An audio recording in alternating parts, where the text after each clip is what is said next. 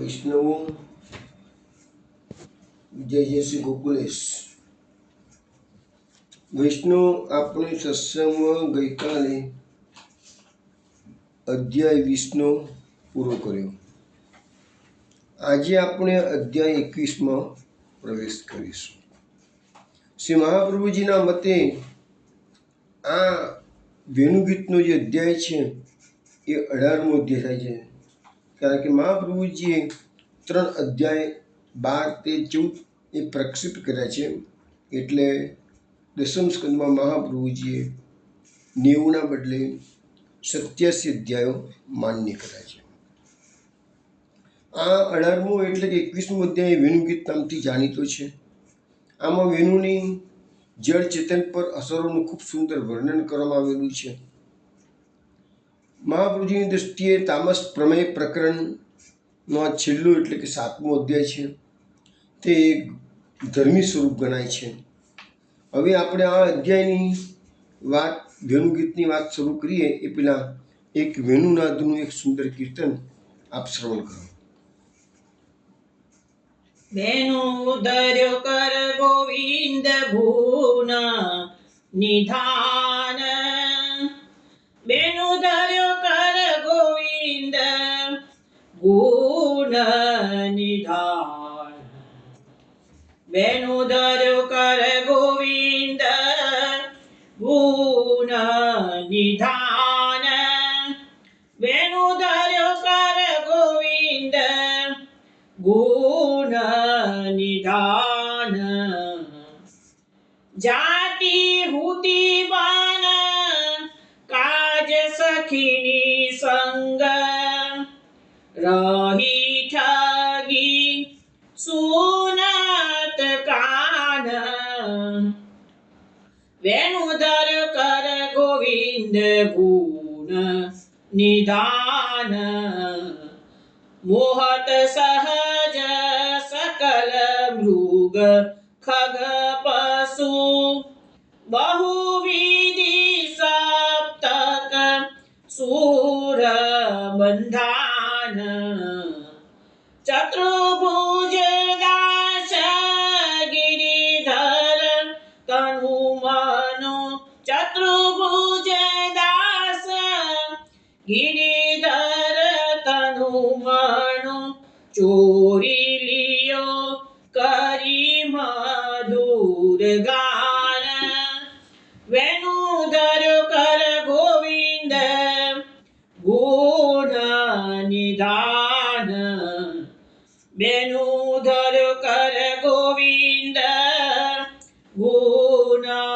નિધાન, વેણુ ધર્યો કર ગોવિંદ ગુણ નિધાન। વૈષ્ણવ આ કીર્તન આપે સારંગ રાગમાં શ્રવણ કર્યું છે। ચતુર્દાસ આ કીર્તનમાં આપણને એવું સમજાવે છે કે વેણુ ધર્યો કર ગોવિંદ ગુણ નિધાન। ગોવિંદ ભગવાન જે છે પ્રભુ એ કેવા છે? ગુણ નિધાન, ગુણોનો ભંડાર છે। એમને પોતાના કર કમળમાં આજે વેણુ ધારણ કરી છે। જાતિ હોતી બન કાજ સખીની સંગ, ગોપી કહે છે પોતાની સખીને કે સખી હું તો વનમાં કે છે કામ માટે મારી સખીઓ સાથે જતી હતી કે છે, પણ રહી ઠગી સુનત કાન, અને વેણુનાદના શબ્દો મારા વેણુનાદ શ્રવણ થયો, મારા કાનમાં પડ્યો તો હું તો કે ઠગાઈ ગઈ કે છે। મોહત સહજ સકલ મૃગ ખગ પશુ, હવે કે છે કે આ વેણુનાદ કેવો હતો?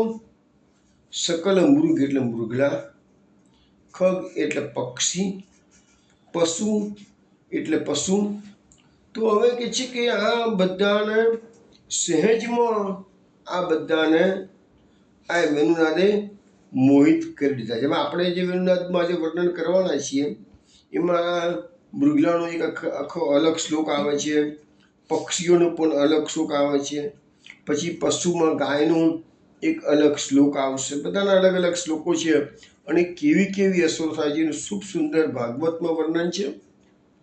અને સાથે સાથે પછી મહાપ્રભુજીએ એની વિસ્તૃત ચર્ચા સુબોધરીજીમાં કરેલી છે. બહુવિધ સપ્તક સુર બંધાન, ભગવાને જે સ્વર છેડ્યો છે એ સપ્તસુર અને અનેક પ્રકારે એ સ્વર છોડવામાં આવેલું છે. ચતુર્ભુજ દાસ ગિરધર તનુ મનુ ચોરી લિયો કરી મધુર ગાન. ચતુર્ભુજ દાસ જે આ કીર્તનમાં કે છે કે અમારા ગિરધરે આ મધુર ગાન કર્યું છે વેણુનાથનું, અને એનાથી બધાના તન અને મન ચોરી લીધા છે. હવે મન ચોરી લીધા એ તો માની શકાય, પણ તમને એમ થાય કે તન કેવી રીતે ચોરતા હશે? તો તનની સુધબૂધ ના રહી કોઈને પણ. એ બધું આપણને એના બધું વર્ણન જોઈશું તો ખ્યાલ આવશે કે તનની સુધબૂધ પણ રહી નથી. માટે ચતુર્બુદ્ધદાસજી વર્ણન કરતા કે છે કે તન અને મન એ મધુર ગાને ચોરી લીધું છે. હવે આપણે આ અધ્યાયમાં પ્રવેશ કરતા પહેલા એક જોઈ લઈએ કે આપણે પુરુષોત્તમ શસ્ત્રના અને ત્રિવિધના નામાવલીના કયા કયા નામો આમાંથી પ્રકટ કરે છે. મહાપ્રભુજી પુરુષોત્તમ સહસ્રનામમાં આ 20 શ્લોકના 21મા અધ્યાયમાંથી 2 નામો પ્રકટ કર્યા છે. પહેલું નામ પ્રકટ કર્યું છે ગોપી કામ પ્રબોધક. હવે ગોપીજનોમાં કામનો બોધ કરનાર એટલે મદન રસનો ઉદય કરાવનાર, ગોપીઓમાં કામ જાગૃત થયું છે. એટલે એના માટે શ્લોકમાં આપણે શ્લોકો જોઈશું એમ થોડી વારમાં જ. એમાં એક શ્લોક આવશે વેણુ ગીતમ સ્મરોદયમ. સ્મર, વેણુ ગીત કેવું છે? તો સ્મરોદયમ, સ્મર એટલે કામ, અને ઉદય કામનો ઉદય થયો, કામ. ગોપીઓમાં જે કામને જાગૃત કરે છે એવા ભગવાન છે આ વેણુ ગીતના માધ્યમથી. પછી બીજું નામ છે ગોપી રત્ન સ્તુતા શેષ વેણુ વાદ્ય વિશારદ. હવે ગોપીઓના અહીંયા મહાપ્રભુજીએ રત્નો સાથે સરખાયા છે. ગોપી રૂપી રત્નોએ સ્તુતાશેષ અશેષ ભગવાનની સ્તુતિ કરી છે. કેવા ભગવાન? અશેષ, પણ પાછા કેવા? વેણુવાદ્ય વિશારદ. એક અલગ નામ પણ પાછું વેણુવાદ્ય વિશારદનું અલગ નામ પણ આવશે. પણ અહીંયા નામ છે કે ભગવાન વેણુનાદ કરવામાં તો વિશારદ છે, એટલે કે ખૂબ જ હોશિયાર છે કે છે એના. તો એવા જે ગોપીઓએ એવા વેણુનાદ કરનારા ભગવાનની સ્તુતિ કરેલી છે, અને સ્તુતિ જેના ભગવાનની કરી છે એવા ભગવાન એ વેણુવાદ્ય વિશારદ. તો આ 2 નામ મહાપ્રભુજીએ પુરુષોત્તમ સહસ્રનો આ અધ્યાય પ્રકટ કર્યા. હવે ત્રિવિધના નામાવલીમાં મહાપ્રભુજીએ 5 નામ પ્રકટ કર્યા છે. કયા કયા? સર્વઋતુ ક્રીડા વિલાસાય નમઃ. એનો અર્થ એવો થયો કે સર્વ ઋતુઓની ક્રીડાઓનો વિલાસ કરનાર શ્રી કૃષ્ણને નમસ્કાર. હવે ત્રિવિધના નામાવલીમાં બધા નામોમાં નમઃ નમઃ આવશે. મહાપ્રભુજી એ પ્રકારે લખેલી છે. અને પુરુષોત્તમ સહસ્રનામમાં તો સ્તોત્ર છે, ભલે નામ છે પણ સ્તોત્ર છે. એટલે નમઃ શબ્દનો પ્રયોગ આપણે જ્યારે નામાવલીનું બોલતા હોઈએ તો નમઃ શબ્દનો પ્રયોગ કરીએ, પણ સ્તોત્રમાં નમઃ શબ્દ ન આવે. હવે સર્વ ઋતુમાં ક્રીડાઓનો વિલાસ કરનાર શ્રી કૃષ્ણને નમસ્કાર. હવે સર્વ ઋતુઓ શબ્દ વાપર્યો છે. અહીંયા લખે છે કે સર્વ ઋતુઓનો રાજા કોણ છે? તો વસંત છે. અને અહીંયા મહાપ્રભુજીએ અહીંયા આપણને જે શબ્દ સમજાવ્યો છે એ મધુપતિ વગાઈએ તું ચાર્યન ગાહા, એવો શબ્દ આવશે. મધુપતિ કોણ છે? તો કૃષ્ણ છે. મધુપતિ કેમ શબ્દ વાપરે છે? તો મધુ એટલે વસંત ઋતુ, તો વસંત ઋતુના પણ પતિ છે કૃષ્ણ. એટલે અહીંયા સર્વ ઋતુઓનો રાજા વસંત, અને શરદ ઋતુમાં કહીએ શરદ ઋતુ, પણ જે વૃંદાવનમાં સામ્રાજ્ય છે એ વસંતનું છે. અને મધુપતિ એટલે કે ભગવાન વસંતના પતિ છે. માટે મહાપ્રભુજીએ સર્વઋતુ ક્રીડા વિલાસાય નમઃ એવું નામ પ્રકટ કર્યું. પછી નામ આવ્યું ગોકુલ ચારુ વિચિત્ર ચરિત્રાય નમઃ. હવે ગોકુલમાં ચારુ એટલે કે મનોહર સુંદર, અને વિચિત્ર એટલે આશ્ચર્યકારક. તો ભગવાનનું આ જે ચરિત્ર છે ગોકુલમાં આજે પ્રકટ કર્યું છે તો એ કેવું છે કે મનોહર આશ્ચર્યકારકજીનું ચરિત્ર છે. એવા ગોકુળનાથજીને, ગોકુલેશ પ્રભુને અમે નમસ્કાર કરીએ છીએ. પછી આવ્યું નામ ગોપિકા ધૈર્ય વિમોચક વેણુનાદાય નમઃ.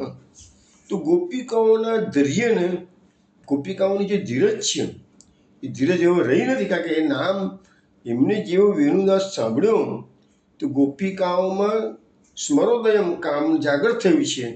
એટલે એમને કૃષ્ણને મળવાની તાળાવેલી જાગૃતિ છે. એટલે એમને ધીરજ રહી નથી. તો એ ધીરજનું પણ એને વિમોચન કર્યું છે. એવું વેણુનાદ કરનાર બંસીધર ભગવાનને અભિનંદન. હવે એ ધીરજનું વેણુનાદ, ધીરજનું વિમોચન કે દૂર કેવી રીતે કર્યો ધીરજ? તો ભગવાને વેણુનાદ દ્વારા સ્વસ્વરૂપને ગોપીના હૃદયમાં પધરાવ્યું છે, જેથી ગોપીજનોને દૂરદર્શન અને દૂરશ્રવણની શક્તિ પ્રાપ્ત થઈ છે. ત્યારે જ આગળ આપણે શ્લોકો જોઈશું. નાસ્કન શબ્દ આવશે અને પછી કહેશે કે વર્ણિતું આરબ્ધા શબ્દ આવશે. એટલે પેલા ગોપીજનોમાં જ્યાં સુધી કામનો આવેગ હતો અને પ્રભુએ સ્વરૂપનું દાન નહોતું કર્યું ત્યાં સુધી એ લોકો વર્ણન કરી શકવા સમર્થ થયા નહીં. પણ જેવું ભગવાને સ્વરૂપનું દાન કર્યું તો તરત જ કે તદ વર્ણિતું આરબ્ધા, એમાં શબ્દો આવશે, આગળ જોઈએ છીએ. પછી નામ આવે છે ગોપિકા નયન પાણિક પાત્રાય નમઃ. ગોપીજનોના જે નયનો છે, આંખો છે, એને આંખોથી ભગવાનના સ્વરૂપનું ગોપીજનો પાન કરી રહ્યા છે, કાનથી શ્રવણ કરી રહ્યા છે, મુખથી ગાન કરી રહ્યા છે અને નયનોથી પાન કરી રહ્યા છે. તો પાન કરવાનું સુવર્ણ કોણને પાન કરવાનું છે? તો પ્રભુને પાન કરવાનું છે, પ્રભુના સ્વરૂપનું પાન કરવાનું છે. એટલે ગોપિકા નયન પાણિક પાત્રાય નમઃ. જે ગોપીજનોના નયનનું પાન કરવા માટે જે પાત્ર છે, જે અધિકાર, જેનો અધિકાર છે, એવા શ્રી કૃષ્ણને નમસ્કાર. હવે આમાં શું છે કે ગોપી ગીતના, વેણુ ગીતના જે આમ 20 શ્લોકો, પણ શરૂઆત થાય ગોપીજનો બોલવાનું શરૂ કરે છે એ 7મા શ્લોકથી. 7મા શ્લોકમાં જ અક્ષરમતામિદમ ફલમ, આંખોનું તો આ જ પરમ ફલ છે. એવું ગોપીજનો શરૂઆત ક્યાંથી કરે છે?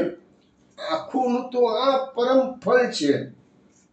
તો એ નયન પાત્રાયણમાં શબ્દ વાપર્યો છે ને, એ મહાપ્રભુજીએ આ શ્લોકમાંથી લીધું છે. ગોપીજનોની પેલી વાત બધાને ખબર છે, અખિયા હરિદર્શન કી પ્યાસી. ગોપીજનોનો નયનો કેવા છે? હરિદર્શનના પ્યાસા છે. એ વાત બધી આવશે. શ્રુતિરૂપ ગોપિકા વર્ણિત નિખિલ ગુણાય નમઃ. હવે આ ગોપી વેણુ ગીત શરૂ થઈ ગયું. પહેલું કહી દીધું એ લોકો સ્ટાર્ટિંગમાં, પહેલા શ્લોકમાં 13 શ્લોકોમાં ગોપી વેણુ ગીત છે. એમાં પહેલા શ્લોકમાં તો કહી દીધું એમને કે આંખોનું પરમ ફળ આ જ કૃષ્ણ છે. અને પછી ગોપીજનોએ એની લીલાઓનું ગાન શરૂ કર્યું છે, વેણુનાથની અસરોનું ગાન શરૂ કર્યું છે. એટલે કે એ ગોપિકાઓ કયા છે? શ્રુતિરૂપા ગોપિકાઓ છે. આ બધું જે ગાન કરે છે શ્રુતિરૂપા ગોપિકાઓ છે. તો શ્રુતિરૂપ ગોપિકા વર્ણિત નિખિલ ગુણાય નમઃ. તો શ્રુતિરૂપી ગોપિકાઓએ જે પ્રભુના અખિલ ગુણોનું ગાન કર્યું છે એવા પ્રભુને નમસ્કાર કરીએ છીએ. તો બાકીના બધા શ્લોકો પછી આ શ્રુતિરૂપા ગોપિકાઓ એનું ગાન કરશે. તો વૈષ્ણવ ત્રિવિધના નામાવલીના 5 નામો પ્રકટ કર્યા મહાપ્રભુજીએ અને પુરુષોત્તમ સહસ્રનામના 2 નામો પ્રકટ કર્યા છે. આ 20 શ્લોકોમાંથી કુલ આપણને 7 નામો મળેલા છે. હવે આપણે અહીંયા આ અધ્યાયની શરૂઆત કરીએ છીએ. તો ગઈકાલે સમજાવ્યું હતું એ પ્રકારે દરેક વૈષ્ણવોએ પોતાના હાથમાં વેણુગીતનું જે PDF ફાઇલ મોકલી હતી એની કોપી તૈયાર રાખી હોય તો કોપી તૈયાર રાખો, નહીં તો પછી તમારે એમને શ્રવણ કરો, જે તમારી ઈચ્છા હોય એ પ્રકારે. ના હોય તો ઘરમાં પુસ્તક હોય, ગીતા પ્રશ્નો ભાગવતનું હોય, તો બીજું કોઈ બી પુસ્તક હોય, અથવા પંચગીતનું કોઈ બી પુસ્તક હોય તો પણ ખોલીને જેટલું તમે શ્લોકો જાતે વાંચશો અને અંદર નજર નાખશો તો શબ્દોની પકડ થોડી પકડાશે અને તો જ આને સમજવા માટે પણ તમારા પાસે પુસ્તક હોવું ખૂબ જરૂરી છે. દરેક વૈષ્ણવના ઘરમાં એટલીસ્ટ ભાગવત કદાચ હોય કે ના હોય, પંચગીતના પુસ્તક તો દરેક વૈષ્ણવના ઘરમાં લગભગ હોય છે. ભાગવત બી હોય છે લગભગ. હવે ગઈકાલે સમજાવતી એ પ્રમાણે આજે ફક્ત હું 20 શ્લોકોમાંથી 6 શ્લોકો લેવાનો છું. પહેલો શ્લોક છે એનું એક ચરણ, પછી બીજું ચરણ, પછી ત્રીજું ચરણ, પછી ચોથું ચરણ. વિનોદા એક ચરણ બોલશે. તમારે તમારા ઘરમાં મોટેથી, જો મનમાં નહીં, મનમાં બોલશો ને તો શબ્દોની પકડ નહીં આવે. આ હું તમને અનુભવના આધારે કહું છું. મોટેથી ગાન કરવાનું છે અને એ તમારી પ્રિન્ટ આઉટમાં જોઈને ગાન કરવાનું છે, તો શબ્દો તમને પકડવા જોઈશે. અને એવી રીતે 4 ચરણ પતશે પછી આખો શ્લોક વિનોદા ગાશે અને વિનોદા ગાય પછી તમારે ગાવાનું છે. બરાબર છે?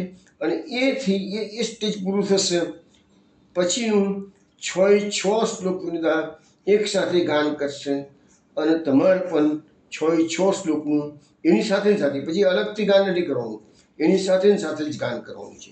તો આ સ્ટાઇલ આપણે અપનાવી છે એટલા માટે કે તમને મેક્સિમમ પ્રેક્ટિસ મળે. અને આ જ 6 શ્લોક આજે આ રીતે પ્રેક્ટિસ કરાવી છીએ. આવતીકાલે ફરીથી હું આ 6 શ્લોકોની આ જ રીતે પ્રેક્ટિસ કરાવીશ. એટલે તમને, અને પછી બી તમને જો કચાશવાન લાગે કે મારે સમજવું તો યુટ્યુબમાં તો રેકોર્ડિંગ બધું થવાનું જ છે. યુટ્યુબ પર તો બધું આવવાનું જ છે. તો યુટ્યુબ ખોલીને તમારે જોઈ લેવાનું. છતાં બી કોઈ ડિફિકલ્ટીઝ હોય તો વૈષ્ણવને શુક્ર શનિ રવિમાં ગમે ત્યારે મને ફોન કરી શકો છો. હું તમને સમજાવીશ, ચિંતા ના કરશો. હું કંટાળ્યા વગર, અટક્યા વગર સમજાવી શકીશ. ચલો હવે આપણે શરૂ કરીએ છીએ. વેણુગીત. શ્રી શુક ઉવાચ. ઇત્થં સરત સ્વચ્છ જલમ, ઇત્થં સરત સ્વચ્છ જલમ, પદ્માકર સુગંધિના, પદ્માકર સુગંધિના, ન્યવિશદ વાયુના વાતમ, ન્યવિશદ વાયુના વાતમ, સ ગો ગોપાલકો અચ્યુતઃ, સ ગો ગોપાલકોચ્યુતઃ. ઇત્થં સરત સ્વચ્છ જલમ, પદ્માકર સુગંધિના, ન્યવિશદ વાયુના વાતમ, સ ગો ગોપાલકો અચ્યુતઃ. ઇત્થં સરત સ્વચ્છ જલમ, પદ્માકર સુગંધિના, ન્યવિશદ વાયુના વાતમ, સ ગો ગોપાલકોચ્યુતઃ. કુસુમિત વનરાજી સુસ્મિભૃંગ, કુસુમિત વનરાજી સુસ્મિભૃંગ, દ્વિજકુલજુષ્ટ સરઃ સરિન્મહિદ્રમ, દ્વિજકુલજુષ્ટ સરસરિન્મૈદ્રમ, મધુપતિરવગાહ્ય ચારયન ગાઃ, મધુપતિરવગાય ચાર્યન ગા, સહ પશુપાલ બલશ્ચુકુજ વેણું, સ પશુપાલ બલશ્ચુકુજ વેણું. કુસુમિત વનરાજી સુસ્મિભૃંગ, દ્વિજકુલજુષ્ટ સરઃ સરિન્મહિદ્રમ, મધુપતિરવગાહ્ય ચારયન ગાઃ, સ પશુપાલ બલશ્ચુકુજ વેણું. કુસુમિત વનરાજી સ્મુસ્મિભૃંગ, દ્વિજકુલજુષ્ટ સરસરિન્મૈદ્રમ, મધુપતિરવગાય ચાર્યન ગા, સ પશુપાલ બલશ્ચુકુજ વેણું. તદવ્રજ સ્ત્રીય આશ્રુત્ય, તદવ્રજ સ્ત્રિય આશ્રુત્ય, વેણુગીतं સ્મરોદયં, વેણુગીतं સ્મરોદયં, કાશ્ચિत् પરોક્ષં કૃષ્ણસ્ય, કાશ્ચિत् પરોક્ષં કૃષ્ણસ્ય, સ્વસખીભ્યોન્વર્ણયन्. સ્વસખીભ્યો અન્વર્ણયन्. તદવ્રજ સ્ત્રીય આશ્રુત્ય, વેણુગીतं સ્મરોદયં, કાશ્ચિत् પરોક્ષં કૃષ્ણસ્ય, સ્વસખીભ્યોન્વર્ણયन्. તદવ્રજ સ્ત્રિય આશ્રુત્ય, વેણુગીतं સ્મરોદયં, કાશ્ચિत् પરોક્ષં કૃષ્ણસ્ય, સ્વસખીભ્યો અન્વર્ણયन्. तदवर्णयितुम् आरब्धः तदवर्णयितुमारब्धाः स्मरन्त्यः कृष्णचेष्टितम् स्मरन्त्य कृष्णचेष्टितम् नासकन् स्मरवेगेन नासकन् स्मरवेगेन विक्षिप्तमनसो नृप विक्षिप्तमनसो नृप तदवर्णयितुम् आरब्धः स्मरन्त्यः कृष्णचेष्टितम् नासकन् स्मरवेगेन विक्षिप्तमनसो नृप तदवर्णितुमारब्धाः स्मरन्त्य कृष्णचेष्टितम् नास्कन् स्मरवेगेन विक्षिप्तमनसो नृप बर्हापीडम् नटवरवपुः कर्णयोः कर्णिकारम् बर्हापीडम् नटवरवपू कर्णयोः कर्णिकारम् बिभ्रदभाषः कनककपीशम् वैजयन्तीं च मालाम् बिभ्रद्वास कनककपीशं वैजयन्तीं च मालाम् रन्ध्रान् वेणुर्रदरसुदया पूरयन् गोपवृन्दैः रन्ध्रान् वेणो हृदयसुतया पूरयन् गोपवृन्दैः वृन्दारण्यम् स्वपदरमणम् प्राविशद्गीतकीर्तिः बृन्दारण्यं स्वपदरमणं प्राविशद्गीतकीर्तिः बर्हापीडम् नटवरवपुः कर्णयोः कर्णिकारम् बिभ्रदवासः कनककपीशम् वैजयन्तीं च मालाम् रन्ध्रान् वेणुर्रदरसुदया पूरयन् गोपवृन्दैः वृन्दारण्यम् स्वपदरमणम् प्राविशद्गीतकीर्तिः बर्हापीडं नटवरवपुः कर्णयोः कर्णिकारम् बिभ्रद्वास कनककपीशं वैजयन्तीं च मालाम् रन्ध्रान् वेणो हृदयसुधयां पूरयन् गोपवृन्दैर्वृन्दारण्यं स्वपदरमणं प्राविशद्गीतकीर्तिः इति वेणुरवं राजन् इति वेणुर्वं राजन् सर्वभूतमनोहरम् सर्वभूतमनोहरम् श्रुत्वा व्रजस्त्रियः शर्वा श्रुत्वा व्रजस्त्रियः सर्वा वर्णयन्त्यो बिरे बिरे वर्णयन्त्यो बिरे बिरे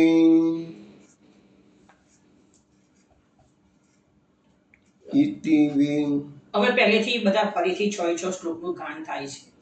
ગાવાનું બાકી રહ્યું છે. શ્રી શુક ઉવાચ ઇતિ વેણુરમણાની इत्थं सरतस्वच्छजलं पद्माकर सुगन्धिना न्यविशद्वायुना वातं स गोपालकोच्युतः कुसुमितवनराजी सुस्मिभृङ्ग द्विजकुलजुष्टसरसरीन्महीद्रम् मधुपतिरवगाह्य चारयन् गाः सह पशुपालबलश्चुकुजवेणुम् तदव्रजस्त्रिय आश्रित्य वेणुगीतं स्मरोदयम् काश्चित् परोक्षं कृष्णस्य स्वसखीभ्युन्ववर्णयन् तदवर्णयितुम् आरब्धः स्मरन्त्यः कृष्णचेष्टितम् नासकन् स्मरवेगेन વિક્ષિપ્ત મનસો નૃપ બર્હાપીડમ નટવર વપુઃ કર્ણયો કર્ણિકારમ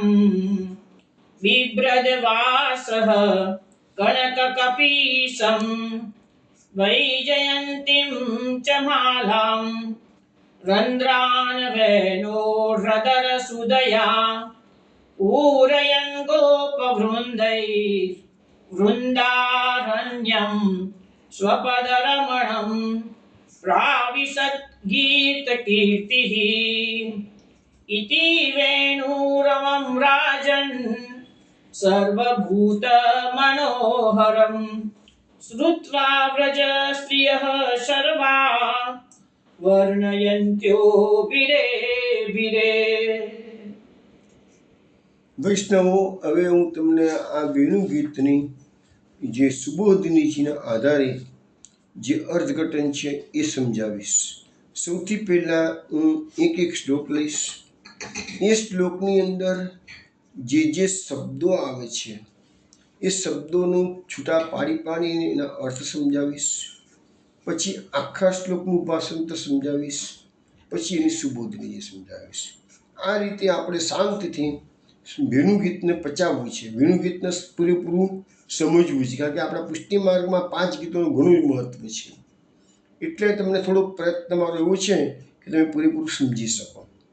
હવે હું તમને સૌથી પહેલાં તો આ વેણુ ગીતની પ્રાથમિક માહિતી આપું. વેણુ ગીત એટલે શું, પહેલાં એ આપણે સમજી લઈએ. તો એ મતમાં સમજીએ તો શ્રી મહાપ્રભુજીના સિદ્ધાંત મુજબ શ્રી પુરુષોત્તમે નામ અને રૂપ એ 2 પ્રકારે ક્રીડા કરેલી છે. ભગવાનની ક્રીડા કેવી છે? નામ અને રૂપ. એટલા માટે મહાપ્રભુજી કારિકામાં કહ્યું છે, નામ રૂપ વિભેદેન જગત ક્રીડતી યોયત. ભગવાને આ જગતમાં જે ક્રીડા કરી છે એ નામ અને રૂપના ભેદથી. એટલે તમે કોઈ પણ વસ્તુને ઓળખવાનો પ્રયત્ન કરો કહો તો તમે એનું સ્વરૂપ કેવું છે એ મગજમાં ઉતારો, અથવા તો એનું નામ બોલીને તમે યાદ કરો.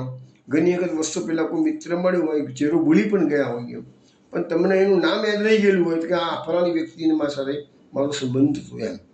તો કોઈ પણ વ્યક્તિને તમે યાદ કરો કે વસ્તુને પણ યાદ કરો તો કહો તો નામ, કહો તો રૂપ. હવે ભગવાનનું સૂક્ષ્મ બીજરૂપ જે નામ સ્વરૂપ છે તે ગાયત્રી કહેવાય છે. મહાપ્રભુજીએ પણ ગાયત્રીનું ભાષ્ય લખેલું છે. અને આ કલ્પવૃક્ષ, એ ગાયત્રી કલ્પવૃક્ષ છે એ વેદ ગણાય છે.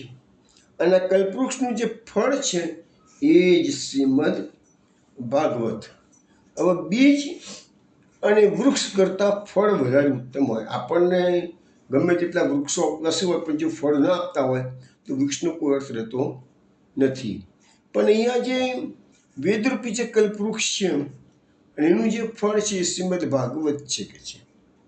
હવે આ ફળરૂપ ભાગવત એ બ્રહ્માનંદ કરતાં પણ અધિક ભગવત રસનું સૌના અધિકાર મુજબ ક્ષણે ક્ષણે પાન કરાવે છે. તમે સ્વાદે સ્વાદે પદુપદે એવું ભાગવતમાં શબ્દો આવે છે ને, મેં મહાત્મામાં સમજ્યો છું. સ્વાદે સ્વાદે પદુપદે, એને એક પદમાં સ્વાદ છે કે છે. પણ કોણ એ સ્વાદનું આસ્વાદન કોણ કરી શકે છે? મુહુર્હો રસિકા ભૂવિભાવકા. જે રસિકજનો છે એ જ આ શ્રીમદ ભાગવતના પદે પદે સ્વાદનું આસ્વાદન કરી શકે છે. હવે આ જે ફળરૂપ ભાગવત છે એમાં પાછા મહાપ્રભુજીએ ગુઢાર્થો પ્રકટ કર્યા છે. અને એમાં પાછું આપણું આ તામસ પ્રકરણ આવી ગયું છે. અને તામસ પ્રમેય પ્રકરણનું આ છેલ્લું અધ્યાય. આમાં વેણુનાથનો પ્રસંગ છે. હવે આ અધ્યાયમાં જેનો તાપ દૂર થયો નથી, કૃષ્ણમાં જેનું ચિત્ત આસક્ત છે એવા ગોપીજનોનો તાપ હજુ દૂર થયો નથી કે છે. એટલે ગોપીજનોનું આસક્તિનું વર્ણન આમાં આવેલું છે. ભગવાન લીલા કરે છે મને ગોપીજનો જે ઘરમાં જ બેઠા છે અને ત્યાં બેઠા બેઠા બધું વર્ણન કરી શકે છે. કારણ કે એની આસક્તિ છે. કૃષ્ણ શું કરતા હશે, શું કરતા હશે, કૃષ્ણ અત્યારે શું કરતા હશે, એ આસક્તિ છે ને એટલે કૃષ્ણને ગોપીજનો ભૂલી શકતા નથી. હવે આ વેણુ ગીતમાં શબ્દ બ્રહ્મનો નાદ છે. શબ્દો, આ શબ્દ બ્રહ્મ, ભગવાનના અજરામૃતમાંથી જે શબ્દ બ્રહ્મરૂપી રસ નીકળ્યો તે વેણુને સ્પર્શ કર્યા સિવાય એ સુધારસ સીધો જ ગોપિકાઓના હૃદયમાં સ્થિત થયો અને તેમને ગોપિકાઓને ઉદ્બોધન થયું કે આ રસાત્મક સ્વરૂપ પ્રભુનું કેવું છે તેનું સુંદર વર્ણન. આ માર્ગ જ રસાત્મક છે. મહાપ્રભુજીનું પ્રાકટ્ય રસાત્મક માર્ગનું રહસ્ય તમને સમજાવવા માટે છે, પણ આપણે એને સમજવાનો પ્રયત્ન કરીશું તો જ આ જીવન સાર્થક થશે. વેણુ ગીતમાં ભગવાને પ્રેમ અને આસક્તિ કરી ઉદ્બોધન કરેલું છે, અને આ ઉદ્બોધન કરવા માટે ભગવાન કાળથી પણ પર અધિક એ હરિ પુરુષોત્તમ બન્યા છે. આજે કાળનું પણ અહીંયા કોઈ મહત્વ નથી, એવું ભગવાને આજે રસાસ્વાદન ખોલી નાખ્યું છે. રસની લાણી કરી છે પ્રભુએ આજે તો છે. તો હવે હજુ બી આપણે થોડીક એની વિશેષ માહિતી જો આપણે લઈ લઈએ તો કહે છે કે શ્રીમદ ભાગવતનો આ જે 18મો અધ્યાય છે તો દસમ સ્કંદ જે છે એ નિરોધ લીલા રૂપ છે. ભગવાનનું આ હૃદય છે, અને આમાં મેં તમને કોઈ તામસ પ્રમેય પ્રકરણનું આ 7મો અધ્યાય ધર્મી સ્વરૂપ છે. રસાત્મક ભગવાન કૃષ્ણ પોતે જ આ ધર્મી સ્વરૂપ બન્યા છે. હવે શબ્દ આવ્યો કે વેણુનાથ, વેણુ ગીત, વેણુ પૂજન, આ બધા શબ્દો આવશે જ. હું તમને સમજાવીશ બધાનો અર્થ. તો પહેલું તો આપણે વેણુ એટલે શું, મહાપ્રભુજીના એંગલથી બધું આપણે જોવાનો પ્રયત્ન કરીશું. તો વેણુમાં વ વત્તા ઈ વત્તા અનુ, આ 3 વસ્તુ છે. વ એટલે વિષયાનંદ, ઈ એટલે બ્રહ્માનંદ, અને અનુ એટલે અનુ જેવું તુચ્છ. તો એવો આ વેણુનાદનો જે રસ છે કેવો છે, તો જેની આગળ વિષયાનંદ અને બ્રહ્માનંદ પણ તુચ્છ થઈ જાય છે. હવે વિષયાનંદ તો આપણે બધા સમજીએ છીએ, આપણે જન્મ લઈને આવ્યા છીએ, ઇન્દ્રિયોના ગુલામ બની ગયા છે, વિષયોની પાછળ ભટક્યા કરીએ છીએ, એ વિષયાનંદ છે. સારું સારું ખાવું પીવું, હળવું શોભળવું, જોવું, એ બધું વિષયાનંદ છે. બ્રહ્માનંદ કોને કહેવાય છે? તો જે યોગી લોકો છે, જે મુક્તિનો સ્વાદ માને છે, એ બધો બ્રહ્માનંદ છે. તો હવે એવા બ્રહ્માનંદને, એવા વિષયાનંદને પણ આપણું આ વેણુ તુચ્છ કરી નાખે છે. કે ભગવાન એવો રસ રેલાયો છે, તો એ રસનું આસ્વાદન જેને કર્યું છે એને પછી બીજું કાંઈ ગમતું નથી. ભગવાનનો વેણુ લીલા રસરૂપ પરમાનંદનો અનુભવ કરાવે છે. વેણુ દ્વારા ભગવાને ગીત ગાતા એનું રસાત્મક સ્વરૂપ શ્રી ગોપીજન પાસે પધરાવ્યું છે.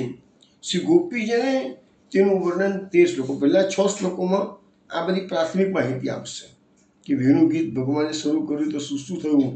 પછી એની અસરનું વર્ણન આ ગોપીજનોએ જ્યારે એનું વર્ણન શરૂ કર્યું છે ત્યારે સુખદેવજી શાંત થઈ ગયા. સુખદેવજીએ 1 શ્લોકમાં જ વર્ણન કર્યું. બરાહ પીનમ વાળો શ્લોક છે એ સુખદેવજીનો ગાયેલો છે, અને પછીના બધા 7મા નંબર જે શ્લોકો છે એમને ગોપીજનોએ ગાયેલા છે. તો એમાં 13 શ્લોકો ગાયા છે. ભગવાન પુરુષોત્તમ કાલથી પણ પર છે કે છે, એટલે એ 13 શ્લોકો કેમ લીધા છે? તો 12 માસના 12 શ્લોકો, 12 માસના અને એક અધિક માસ, એમ કહીને 13 શ્લોકો છે. માટે મહાપ્રભુજી કહે છે આ ગોપીજનોએ, ભગવાન તો કાલથી પર છે એટલે 13 શ્લોકો ગાઈને બતાવી શકે છે. વેણુના સંબંધી આ જે વેણુ ગીત છે, હવે મેં કહ્યું એ પ્રમાણે અન્યપુરમાં શ્રુતિરૂપા ગોપીજનોના ભગવાને આમો રાસ સંસ્કાર રૂપ આ વેણુ ગીત છે. એટલે આ વેણુ ગીત ગાવ્યું છે કોણે? તો અન્યપૂર્વા શ્રુતિરૂપા ગોપીજનો ગાવ્યું છે. હવે જે અન્યપૂર્વા ઋષિરૂપા ગોપીજનો જે છે એનો ભગવાન સંસ્કાર ક્યારે કરશે? તો ચિરહરણ લીલામાં. ચિરહરણ લીલા આવે એના પછી ત્રટાવસ્થા છે, તો એ વખતે ભગવાન એ લોકોનો અંગીકાર કરે છે. હવે અહીંયા આ જે 20 શ્લોકોનું આ ગીત છે એમાંના પહેલા જે 5 શ્લોકો છે એમાં વિદ્યાનું નિરૂપણ કર્યું છે. હવે આપણે થોડા વખત પહેલા અવિદ્યાની વાતો બહુ કરી, દેહાધ્યાસ, ઇન્દ્રિયાધ્યાસ, પ્રાણાધ્યાસ, અંતઃકરણાધ્યાસ, સ્વરૂપ વિસ્મૃતિ. ભગવાને જુદા જુદા અસુરોને મારી અને એ વ્રજવાસીઓની જે અવિદ્યા હતી, 5 પ્રકારના અધ્યાસ હતા, એ દૂર કર્યા છે. હવે અધ્યાસ દૂર થઈ ગયા છે એટલે ભગવાને હવે એ લોકોને અવિદ્યા દૂર થઈ એટલે વિદ્યાનું દાન કરવાનું છે. તો આ અધ્યાયની અંદર પહેલા 5 શ્લોકો છે એ વિદ્યાના 5 પર્વ. વિદ્યાના 5 પર્વ કયા છે? તો વૈરાગ્ય, સાંખ્ય, યોગ, તપ અને ભક્તિ. હવે આ 5 શ્લોકો, પહેલા 5 શ્લોકોમાં, 20 શ્લોકોમાં પહેલા 5 શ્લોકો છે એ વિદ્યાના 5 પર્વના રૂપે મહાપ્રભુજી બતાવે છે. હવે પહેલો શ્લોક આપણે જે મૂકીશું અહીંયાની અંદર જેમ, તો એ શ્લોકની અંદર જ જે પહેલો શ્લોક છે, ઇત્થમ સરત સસ્યજલમ, હમણાં થોડી વાર પહેલાં ગાયો ને, તો એ શ્લોકમાં શું છે કે ભગવાન સિવાય અન્યત્ર રાગનો અભાવ, એનું નામ વૈરાગ્ય. વૈરાગ્ય કોને કહેવાય? તમને ભગવાન સિવાય કશું ગમે જ નહીં. કૃષ્ણની જ વાતો કરવાની ગમે, કૃષ્ણનું સ્મરણ કરવાનું ગમે, કૃષ્ણ સિવાય જગત ફિક્કું લાગે, ઓર જગત સબ ફિક્કો, સુરદાસની ભાવનામાં, તો એનું નામ વૈરાગ્ય છે. પછી જ્ઞાન, પછી સાંખ્ય આવશે. સાંખ્ય કોને કહેવાય? તો રસાત્મકપણાથી પુરુષોત્તમનું જ્ઞાન, એ સાંખ્ય. હવે આપણું પુરુષોત્તમનું સ્વરૂપ ભગવાન ભગવાન આપણે બધા કરતા હોઈએ, બરાબર છે, પણ ભગવાન એટલે શું? તો આપણો કૃષ્ણ પુરુષોત્તમ કેવો છે? રસાત્મક છે. નિર્ગુણ જ્ઞાની લોકોનો જે નિર્ગુણ બ્રહ્મ છે એવો નથી આપણો કૃષ્ણ. એ લોકો તો બિનરસિક છે. એ લોકો તો પોતાનું જીવન છે ને રસવિહીન કરી નાખે છે અને શુષ્કતામાં બધા ડૂબેલા છે. એટલે આના પર એક વસ્તુ સમજો વૈષ્ણવો, કે ભગવાનનું સ્વરૂપ રસપૂર્ણ છે અને જ્યાં તમને આ રસાત્મક માર્ગ બતાવવામાં ના આવે અને કેવળ શુષ્કતાની વાતો કરતા હોય તો માની લેજો એ પુષ્ટિ માર્ગ નથી. હવે એ જે સાંખ્ય કીધું કે એને એ પુરુષોત્તમનું જ્ઞાન થાય, એ સાંખ્ય. સાંખ્ય એટલે જ્ઞાન જ કહેવાય. પછી આવ્યું છે ત્રીજું પર્વ, કયું છે? યોગ. યોગ કોને કહેવાય? તો ચિત્તની ભગવત એક પરતા. ભગવાનમાં ચિત્ત આપણું, ચિત્તસ્તત પ્રવણમ સેવા, આપણે આપણે સમજાવી છે. તો એ યોગ છે આપણો. આપણો યોગ કયો? તો ચિત્તમાં આપણું મન, ચિત્તમાં આપણું ચિત્ત કૃષ્ણમાં વિલીન થઈ જાય, એ આપણું યોગ. અને મહાપ્રભુની જે વ્યાખ્યા પર આપી છે, મોક્ષ કૃષ્ણસ્ય ચેત ધ્રુવમ, તો એ યોગ કોણ? મોક્ષ કોણ? પેલા લોકોનો જે યોગીઓનો યોગ, મોક્ષ, એ આપણા માટે કયું છે? તો કૃષ્ણમાં ચિત્તનું વિલીન થવું, એ વસ્તુ યોગ કયો? હવે આવશે તપ. હવે યોગી લોકો જંગલમાં જાય, તપસ્યા કરે, સૂકા પર્ણ ખાઈને રહે, હવા ખાઈને રહે, તો એ એવું પુષ્ટિ માર્ગમાં નથી. પુષ્ટિ માર્ગમાં કયું તપ છે? ભગવાનના વિરહમાં પરમ તાપ ક્લેશનો અનુભવ થાય, એ તપ છે. તમે વિચાર કરો કે આપણે પુષ્ટિ માર્ગમાં બધા આપણે આચરણ તો નાનું મોટું બધા જ કરતા હોઈએ છીએ, પણ તાપ ક્લેશનો અનુભવ થાય, હજુ મારા 50 થયા, હજુ મારા 70 થયા, હજુ મારા 80 થયા, હજુ પ્રભુના દર્શન થયા નથી, એ તાપ આપણે અનુભવીએ છીએ. તો એ તાપ અનુભવો તો એનો અર્થ એવો કે તમે તપ કરી શકે છે. તાપ એ જ તપ. પુષ્ટિ માર્ગમાં બીજું તપ નથી. તમને ખબર હશે પેલો પ્રસંગ કે ચૈતન્ય મહાપ્રભુજીના સેવકોએ ચૈતન્ય મહાપ્રભુજીને પૂછ્યું કે આ પુષ્ટિ માર્ગમાં તો બધા પુષ્ટ થવાનો માર્ગ અને મહાપ્રભુજીના સેવકો તો બધા દુબળા પતળા છે, તેનું કારણ શું કહે છે? તો એ તાપના કારણે આ માર્ગમાં સતત તાપ રહે, રાત્રે ઊંઘ ના આવે, નિદ્રા વેરન બની જાય, ખોરાક ગમણી ખાવાનું, ભગવાન પ્રાપ્તિ સિવાય માણસને કશું ચેન ના પડે. એટલે એની અસર તો હેલ્થ પર પડે ને. અલ્ટિમેટલી શું છે? એ તાપ ક્લેશના કારણે શરીર આપણું સુકાઈ જાય. અહીંયા તો ઊંધી વસ્તુ છે કે ખાવા પીવાનો મોજ મજા કરે, પુષ્ટ થવાનું, એ પુષ્ટિ માર્ગ આપણે બનાવી લીધો છે એને. તો એ ચૈતન્યમાં જે સેવકો પૂછતા હતા, તમે વલ્ભાચાર્યજીને પૂછો, ત્યારે વલ્ભાચાર્યજી કીધું, મેં તો આ સેવકો ના પાડી આ માર્ગમાં ના આવશો, તો આવ્યા છે કે છે, તો એનું ફળ ભોગવો છે. હવે જવાબ દઉં, પણ 3 વખત આ ચૈતન્ય મહાપ્રભુજીના સેવકો ચૈતન્ય મહાપ્રભુજીને 3 વખત કીધું અને 3 વખત ચૈતન્ય મહાપ્રભુજી મૂર્છિત થઈ ગયા હતા. આ પ્રશ્ન સાંભળીને જ કે આ પુષ્ટિ માર્ગમાં પુષ્ટ થવાના બદલે બધા પતલા કેમ છે કે દુબળા પતલા કેમ છે? તો આ તપ છે કે એમાં આવી રીતે કીધું કે પરમ કલેશનો તાપ ક્લેશનો અનુભવ કરે એમ. હવે કે છે કે છેલ્લું પર્વ આવ્યું ભક્તિ. ભક્તિ કોને કહેવાય? તો એ મહાપુરુષે સમજાવે છે કે ધર્મ, અર્થ, કામ અને મોક્ષ એ ચારે પુરુષાર્થોની કામના વગરની ભગવત આસક્તિ, એનું નામ ભક્તિ. હવે આપણે ભક્તિની વ્યાખ્યા જોયેલી છે કે મહાત્મ્ય જ્ઞાનપૂર્વક પ્રભુમાં થતો સર્વતોધિક સુદર્શ સ્નેહ, એ આપણે ભક્તિની વ્યાખ્યામાં આપણને સમજાવી છે. પણ અહીંયા ભક્તિની વ્યાખ્યા એવી કીધી છે કે ધર્મ, અર્થ, કામ અને મોક્ષ ચાર આપણા મનુષ્યના પુરુષાર્થો કયા? ચાર. એ ચારે ચાર પુરુષાર્થોની પણ કોઈ કામના ના હોય. આપણો ધર્મ કે અર્થ, કામ, મોક્ષ એ બધું મહાપુરુષે શ્લોકમાં સમજાવેલું જ છે. હું ઘણી વખત સમજાવી ચૂક્યો છું એ બધી વાતો તમને. તો એ કામના વગરની ભગવત આસક્તિ તો કરી જ પાછી, એનું નામ જ ભક્તિ છે કે છે. હવે આ ગોપીજનો આસક્તિપૂર્વક ગાન કરે છે અને સર્વસ્વ પોતાનું સર્વસ્વ કોણ છે? શ્રી કૃષ્ણ છે. અને પ્રભુની લીલાઓને પોતાના સમાન શીલ વ્યસનવાળા સખીજનોની પાસે સ્પષ્ટ રીતે કેવી ત્યાં આસક્તિનો સ્વભાવ છે. હવે આસક્તિનો સ્વભાવ અહીંયા બતાવવામાં આવે કેવો છે? તમને જે તમારું પ્રિય પાત્ર હોય, તમે જુઓ, તમે તમારા ખાસ દોસ્તારો સાથે કે મિત્રો સાથે તમે એની વાતો વિશેષ કરશો, તો એ વસ્તુ બતાવવા તમે જેની વિશેષ વાતો કરો એ તમારા મનમાં વસી ગયું હોય તો જ તમે વાતો કરી શકો. તો એની સાથે આસક્તિ છે. આ તમારે ઇનડાયરેક્ટલી એવું અર્થઘટન થઈ શકે છે. હવે આપણા ત્યાં શું છે? પ્રેમ, આસક્તિ અને વ્યસન, આ ત્રણ ક્રમશઃ થાય છે. પ્રભુ જ પોતાનામાં પ્રેમનું ગાન કરે છે તથા સર્વ સામગ્રી પ્રકટ કરે છે. ભગવાનના ગુણોમાં આસક્તિથી ભગવાનમાં આસક્તિ થાય છે. હવે ગોપીજનોએ જે વર્ણન કર્યું છે તે શ્લોકોનું, એમાં પહેલા 4 શ્લોકોમાં પીઠિકા બતાવવામાં આવી છે. પહેલા શ્લોકમાં ધર્મ સહિત રસનો પરિચય લેતું વરપદનું નિરૂપણ કરવામાં આવેલું છે. વરપદ પહેલામાં આવશે.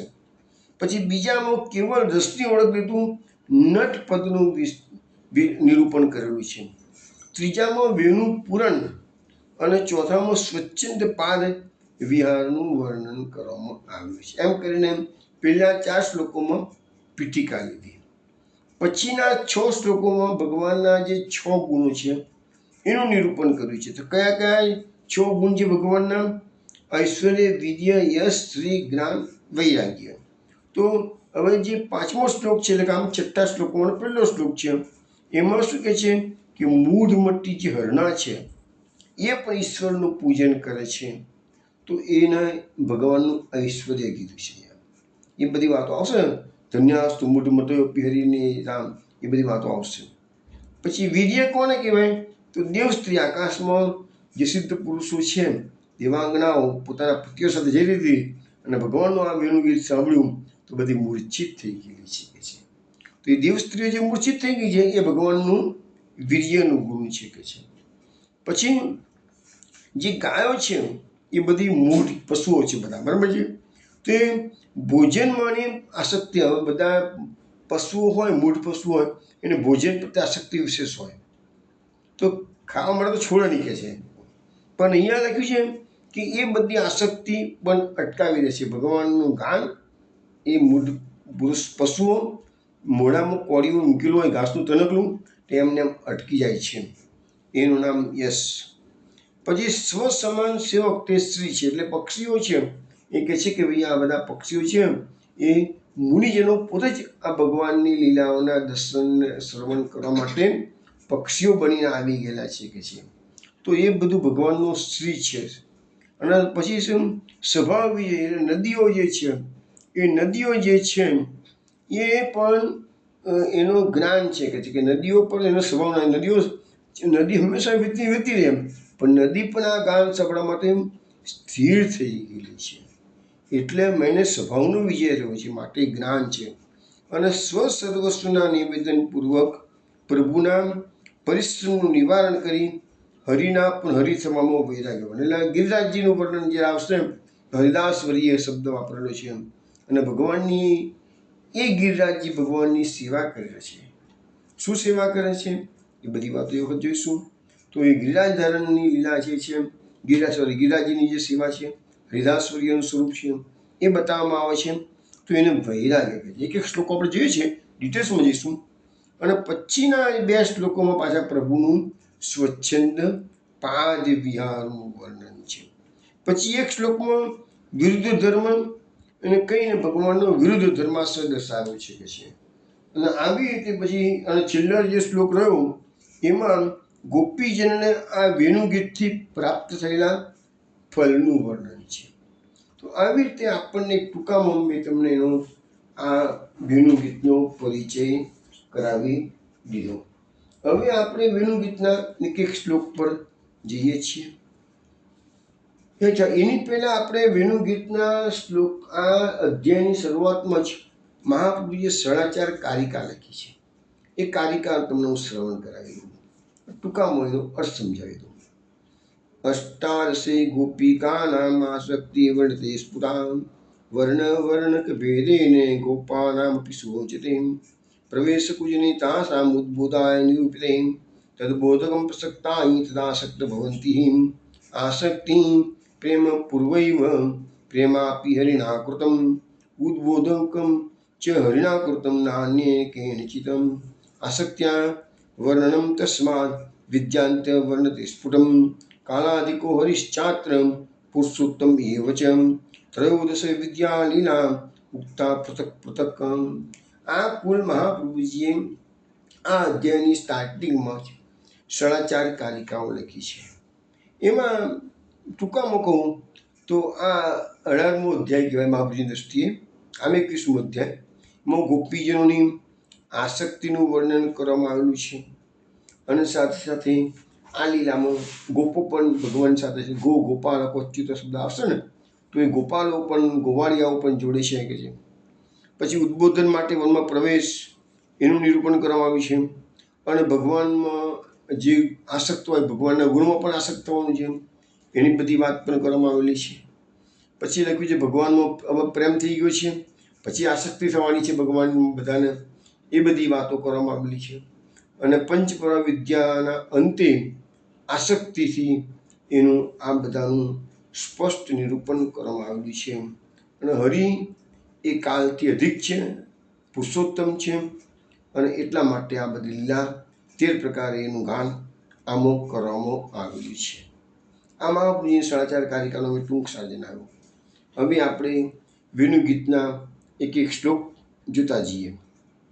ઇત્થં સરત સ્વચ્છ જલમ પદ્માકર સુગંધિના વિશદ વાયુના વાતમ સ ગોપાલકોચ્યુત. ભગવાન માટે અચ્યુત શબ્દનો પ્રયોગ કર્યો છે. અચ્યુત એટલે શું એ તમને સમજાવું. પણ એની અંદર શરૂઆત કેવી રીતે કરી છે આ અધ્યાયની? ઇત્થમ. ઇત્થમ એટલે કે એ પ્રકાર. કારણ કે આપણે અગાઉના અધ્યાયમાં જોયું કે વર્ષાનું વર્ણન આવી ગયું, પછી શરદનું વર્ણન આવી ગયું. અને હવે શરદનું વર્ણન કરતાં કરતાં ભગવાને શરદ ઋતુમાં પણ જે લીલાઓ કરી છે એનું વર્ણન પણ થોડું ઘણું આપણે 20મા અધ્યાયમાં જોયું.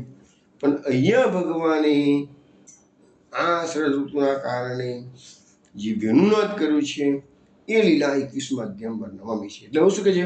ઇત્થમ એ પ્રકારે શરત સ્વચ્છ જલમ, શરદ ઋતુમાં સ્વચ્છ જલ થઈ ગયા એટલે કે સરોવરો નિર્મળ થઈ ગયા.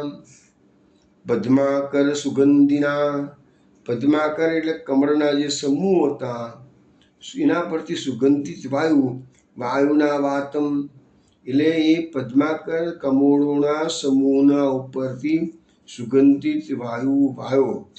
અને એવા વનની અંદર સ ગોપાલકો અચ્યુત. ગો એટલે ગાયો અને ગોપાલકો એટલે ગોવાળિયાઓ. અચ્યુત ન વિશત એટલે પ્રવેશ કર્યો. તો એવી રીતે આ ભગવાને ગોવાળિયાઓ અને ગાયોની સાથે આ વનમાં પ્રવેશ કર્યો. ફરીથી એનું અર્થઘટન આપું સમજાવું.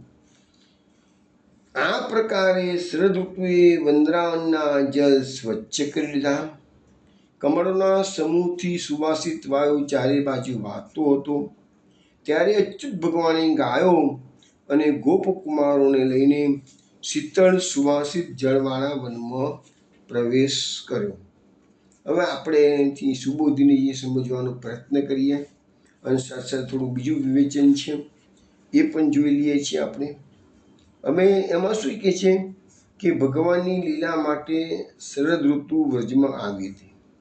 શરદ ઋતુ જેમાં મલિનતા અને શીતળતા બંનેનો અભાવ છે. કારણ કે શરદ ઋતુમાં શું છે કે જે જળ સ્વચ્છ થઈ ગયા, મલિનતાનો અભાવ થઈ ગયો.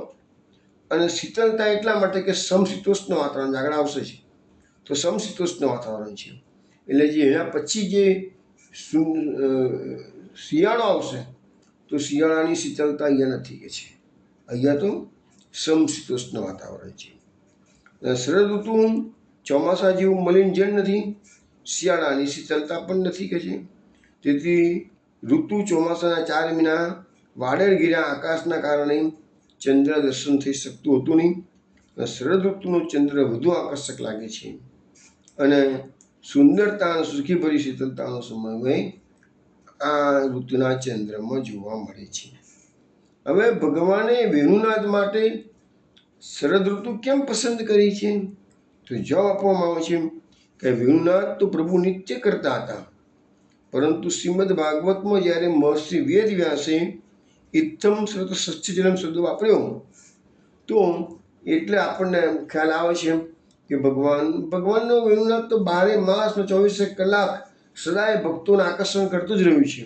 પણ અહીંયા જે લીલા થઈ રહી છે એ શરદ ઋતુમાં કરી છે ભગવાને, એવું બતાવવા માટે ઇત્થમ શ્રત સચ્ચિજલમ શબ્દનો પ્રયોગ કર્યો છે. હવે એક વસ્તુ એ પણ છે કે આ શરદ ઋતુના વખાણ આપણા ભાગવતકારે કર્યું છે એટલું જ નહીં, પણ વાલ્મીકી રામાયણમાં પણ આ શરદ ઋતુના રામચંદ્રજીએ લક્ષ્મણની આગળ ખૂબ વખાણ કર્યા છે. હવે જુઓ કે ભાગવત અને રામાયણ બેની કમ્પેરિઝન કરીને તમને બતાવું. ભાગવતમાં વેણુ ગીતની અસરો ગોપીજનો પર કેવી પડી? તો સ્મરોદયમ શબ્દનો પ્રયોગ કર્યો છે. કામના ઉદ્દીપક થઈ છે, એમનામાં ઉત્તેજના વધેલી છે. તો આ શરદ ઋતુ કેવી છે? કામને પ્રદીપ્ત કરનારી છે. રામચંદ્રજી રામાયણમાં શું થયું છે કે રામાયણમાં સીતાજીનું જ્યારે રાવણ હરણ કરી ગયો અને રામ અને લક્ષ્મણ સીતાજીને શોધવા માટે નીકળ્યા છે અને એ વખતે શરદ ઋતુ આવેલી છે. શરદ ઋતુ આવેલી છે ને એટલે રામને સીતાનો વિયોગ અત્યારે વધારે સાલ છે. કારણ કે આ ઋતુ કામોત્તેજક ઋતુ છે. એટલે એમને એ યાદ આવે છે બહુ કે સીતાજીના વિયોગમાં પોતાના દિવસો ઉત્કટ રીતે પસાર કરી રહ્યા છે. અને રામચંદ્રજી લક્ષ્મણજીને કહે છે, હે સૌમિત્ર. સૌમિત્ર એટલે સુમિત્રાનો પુત્ર. હે સૌમિત્ર, સપ્તવર્ણ વૃક્ષોની શાખાઓ, નક્ષત્રો સહિત સૂર્યચંદ્રની પ્રભા અને મદમસ્ત હાથીની લીલા એ ત્રણેયને પોતાની શોભા વેચી નાખીને શરદ ઋતુ પ્રવૃત્ત થઈ છે. હવે એનું વર્ણન તો ઘણું લાંબુ છે, આપણે કરતા નથી, પણ કહેવાનો મતલબ એવો છે કે શરદ ઋતુએ જે શોભાનું વર્ણન ભાગવતમાં છે એવું જ શોભાનું વર્ણન, વિસ્તૃત વર્ણન વાલ્મીકી રામાયણમાં પણ છે. બીજું એક વસ્તુ એવી છે કે શરદ ઋતુનું આયુર્વેદનું મહત્વ પણ ઘણું બતાવવામાં આવેલું છે કે જે શરદ ઋતુમાં તંદુરસ્ત રહે તે આખું વર્ષ તંદુરસ્ત રહે. શરદ ઋતુ એ તબિયતને ભલે આમ ખુશનુમા વાતાવરણ હોય પછી તો તબિયત માટે સારી નથી એમ લખાઈ શકે છે. પણ એટલા માટે તો કે છે કે એમાં બીમારીઓ જલ્દી ફેલાતી હોય છે શરદ ઋતુ. અને એટલા માટે આપણે કોઈને આશીર્વાદ આપે છે મોટાઓ તો શું કહે છે? જીવે શરદ શતમ, તું 100 શરદ જીવ કહે છે. એવા આપણે આશીર્વાદ આપવામાં આવતા હોય છે.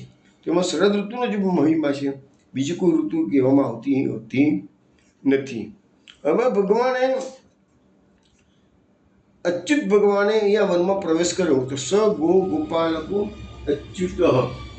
તો અહીંયા શું લખ્યું છે? અહીંયા કે અહીંયા ભગવાને ભગવાનની સેવામાં સૃષ્ટિના પંચમહાભૂત તત્વો પણ અહીંયા હાજર થઈ ગયા છે. ભગવાનની સેવામાં તો આખી પ્રકૃતિ, થોડા વખત પહેલાં બી આપણે કહેલું કે પ્રકૃતિ, પૂરેપૂરી પ્રકૃતિ ભગવાનની સેવામાં હાજર છે હોય છે. તો અહીંયા પંચમહાભૂતો છે. કયા પંચમહાભૂતો? આ શરદ ઋતુમાં ભગવાનની સેવામાં પંચમહાભૂતો હાજર થાય. ક્યાં? તો પૃથ્વી. તો પૃથ્વી કઈ હતી? એક તો ગાય હોય, પૃથ્વીનું સ્વરૂપ કહેવાય છે. પછી સુંદરવન, જે વંદરાવનની શોભા છે એ પૃથ્વીની કારણે વંદરાવનની શોભા છે, એટલે એના કારણે એ પૃથ્વી પણ ભગવાનની સેવામાં હાજર છે. પછી જલ, તો સરોવરના જલ એકદમ નિર્મલ થઈ ગયા છે, ભગવાનના આહ્લાદ કરાવે છે, માટે એ જલ ભગવાનની સેવામાં. પછી વાયુ, ન વિશુદ્ધ વાયુ, તમે સુગંધિત વાયુ આવી રહ્યો છે, એ આપણા શ્લોકમાં જોયું, એટલે વાયુ પણ આવ્યું. પછી તેજ, તેજ એટલે કયું છે? તો વંદરાવનના જે વૃક્ષો છે એની અંદર અગ્નિ અપ્રકટ રીતે અગ્નિ રહેલો જ છે, માટે આવ્યું નામ તેજ. પછી આકાશ, તો શરદ ઋતુમાં આકાશ એકદમ સ્વચ્છ થઈ ગયેલું છે. તો આ પ્રકારે આ પાંચ મહાભૂતો તત્વો ભગવાનના અનુચરો તરીકે ભગવાનની સેવામાં પધારેલા છે.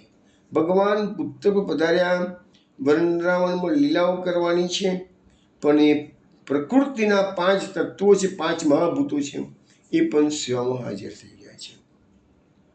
બીજું આ વૃંદાવનની લીલા છે. વૃંદાવન માટે એમ કહેવાય છે કે આ વૃંદાવનમાં મધુ રાક્ષસની જે દીકરી છે એનું નામ છે વૃંદા, અને વૃંદાના ભાગમાં વૃંદાવન આવેલું. તો વૃંદા અહીંયા તપસ્યા કરેલી, પણ આ રાક્ષસની સ્ત્રી છે, રાક્ષસની પુત્રી છે, તો એટલે ઉત્તમ તો ગણાય જ નહીં. ખરેખર તો અસુરી સૃષ્ટિની કહેવાય ને, છતાંય ગોવાળો સાથે ગોપાલ ભગવાન ત્યાં પધારાઈ શકે છે, અને એ રીતે એને વૃંદાવનને પાવન કર્યું છે ભગવાને. અસુરની જે ભૂમિ છે એને પણ ભગવાને પોતાના પાગલાથી, પોતાના પદરજથી પાવન કરી દીધું છે. હવે સવાલ આવ્યો અહીંયા, ભગવાન માટે બીજા કોઈ શબ્દોનો પ્રયોગ ના થયો, પણ અચ્યુત શબ્દનો પ્રયોગ કેમ કરવામાં આવ્યો છે? હવે આપણે એ સમજીએ. આ અચ્યુત તત્વ છે ને એ સર્વ જીવોમાં 3 રૂપે રહેલું છે. આમ તો અચ્યુત શબ્દનો અર્થ એવો થાય કે જે પોતાના સ્વરૂપથી કદાપી ચ્યુત થતો નથી, એટલે એકદમ સ્થિર છે, જેને આપણે ગીતાની ભાષામાં કહીએ તો સ્થિત પ્રજ્ઞ, સ્થિર બુદ્ધિવાળો, જે ક્યારે ચલિત ના થાય. આ બધા ઋષિ મુનિની વાતો આપણે સાંભળીએ છીએ, તો ઋષિ મુનિઓ અપ્સરાઓના કારણે ચલિત થઈ જતા હોય છે, અથવા તો કોઈકને સાપ આપી દે છે ને એમનું માઇન્ડ કંટ્રોલમાં રહેતું નથી. એ બધી વાતો આપણે સાંભળેલી છે. તો એ બધા અચ્યુત ભગવાન એકદમ સ્થિર છે, સ્થિર બુદ્ધિના છે, એ ક્યારેય પોતાની કાર્ય પદ્ધતિમાં ચ્યુત થતા નથી. તો શાસ્ત્રમાં એનો ઉલ્લેખ છે. છાંદોગ્ય ઉપનિષદમાં એક કથા આવી આવે છે, તો ઘોર આંગિરસે શ્રી કૃષ્ણ ભગવાનને, જો ઋષિઓ, ભારતના ઋષિઓ શ્રી કૃષ્ણને ઉપદેશીને કહે છે કે મનુષ્યએ અંત સમયે આ 3 મંત્રોનો જપ કરવો જોઈએ. છાંદોગ્ય ઉપનિષદમાં લખેલું છે. શું? અક્ષિતમ અસી, અચ્યુતમ અસી, પ્રાણ સંસિતમ અસી. એનો અર્થ શું થયો કે જીવ માત્ર કોણ છે? તો અચ્યુત છે, તો અક્ષત છે, તો પ્રાણ રૂપે સૂક્ષ્મ તત્વ રૂપે છે, જે પાપથી ક્ષત વિષક થતું નથી, પ્રહારથી પદચ્છ થતું નથી, તો અવિકારી તત્વ એ અચ્યુત છે કે છે. આમ અચ્યુત ભગવાન કેવા છે? વિકાર રહિત છે. વિકાર રહિત છે કેમ કહેવાય છે? ભગવાનને જન્મવું, અસ્તિત્વ, ભોગવવું, વધવું, નામરૂપ, બદલવું, ઘટવું અને નાશ પામવું, એ 6 વિકારોથી ભગવાન પર છે. ભગવાન માટે એને અચ્યુત કીધું છે. આપણે લોકો બધા જન્મથી માંડીને મૃત્યુ સુધીમાં આપણી બધી શરીરની અવસ્થાઓ બદલાય છે, માટે કોઈ અચ્યુત શબ્દ વાપરી શકાય નહીં. પણ ભગવાનનું શરીર એવું ને એવું જ છે કે છે, એના આ બધી જે શરીરની અવસ્થાઓના અસરો થતી નથી કે છે. આમ અચ્યુત પદ દ્વારા શ્રી કૃષ્ણ ભગવાન સાક્ષાત પરબ્રહ્મ છે એવું નિર્દેશ કરવામાં આવેલો છે. હવે અહીંયા વેણુનાથની વાત આવશે તો લખે છે કે કીર્તન તો બધા સાંભળે છે, પણ કીર્તનમાં જે રસ વહી રહ્યો છે તે તો કોઈ ભગવદીય જ એને સ્પર્શ કરી શકે. એટલે કીર્તન તો બધા સાંભળતા હોય, પણ એનો રસનો જે આનંદ લેવાનો છે એ અગત્યની વસ્તુ છે. અને એ જ આ વેણુનાદનું મહત્વ છે કે છે. હવે આજે આપણે એક શ્લોક લઈ લઈએ. એના પછીનો બીજો શ્લોક લઈએ છીએ. કુસુમિત વનરાજિમી સ્નુષ્મિ ભૃંગ દ્વિજકુલ જુષ્ટ સર સરિન મહેન્દ્રમ મધુપતિરવગાય ચાર્યંગા સ પશુપાલ બલ ચુકુજ વેણુ. અહીંયા ચુકુજ વેણુ એવો શબ્દ આવ્યો એટલે વેણુ પૂજન. હવે આપણી વેણુ ગીત છે, વેણુમાનન, વેણુ પૂજન, આ બધા શબ્દોનો સાધારણ ડિફરન્સ છે, બહુ મોટો ડિફરન્સ નથી. પછી છતાં તમને સમજાવીશ કાલે. આજે હું તમને આ શ્લોકના એક એક શબ્દોનો અર્થ સમજાવી દઉં છું અને ડિટેલ્સમાં કાલે ચર્ચા કરીશું. કુસુમિત એટલે ખીલેલા પુષ્પોવાળા વનરાજી. વનરાજી એટલે વનમાં, વન જંગલમાં ગીત ઝાડી છે એટલે વનરાજી કહેવાય. અને ત્યાં આગળ અનેક પ્રકારના પુષ્પો ખીલેલા છે. સ્મુસ્મી ભૃંગ એટલે કે જે ભમરો છે એ ત્યાં આગળ આવેલો છે ગુંજન કરતો કરતો. દ્વિજકુલ એટલે પક્ષીઓના સમૂહો. જુષ્ટ સર સરીન મહિદ્રમ, સર એટલે સરોવરો, સરી એટલે સરીન એટલે નદીઓ, અને મહિદ્રમ એટલે પર્વતો. તો આ મત્ત થયેલા ભ્રમરાઓ અને પક્ષીઓના અનુજિત સમૂહો વડે આ સરોવરો, નદીઓ અને પર્વતો કેવા સેવાયેલા છે બધા કે છે. અને એમાં શું છે કે અવગાહ્ય મધુપતિ રવગાહ્ય ચાર્યંગા. ચાર્ય એટલે ગાયોને ચારતા ચારતા મધુપતિ આવા વનમાં પ્રવેશ કરે છે કે છે. હવે પ્રવેશ તો ભગવાન કરે છે, પણ કેવો પ્રવેશ કરે છે? સ પશુપાલ બલ ચુકુજ વેણુ. ગાયોને ચારતા ચારતા અને વેણુનું પૂજન કરતા કરતા એટલે વેણુનાદ કરતા કરતા, અને સાથે પશુ એટલે ગાયો, પછી બલ એટલે બલરામજી, અને પશુપાલ, પશુપાલ એટલે ગોવાળિયાઓ. તો આ બધાની સાથે ભગવાન આવા વનમાં પ્રવેશ કરી રહ્યા છે. તો વૈષ્ણવ, આ શ્લોકમાં ખાલી મેં તમને સાધારણ અર્થ સમજાવ્યો છે. ડિટેલ્સમાં ચર્ચા કાલ રાત્રે 8 વાગે આપણે મળીશું ત્યારે કરીશું. પણ કાલે પણ આ જે 6 શ્લોકોનું આજે તમને વિનોદાએ જે પઠન કરાવ્યું છે એવી જ સ્ટાઇલથી કાલે ફરીથી પઠન કરવાનું છે. અને પરમ દિવસે પછીના બીજા 7 શ્લોક લઈશું. ચલો વૈષ્ણવ, કાલે મળીશું. ત્યાં સુધી જય જય શ્રી ગોકુલેશ.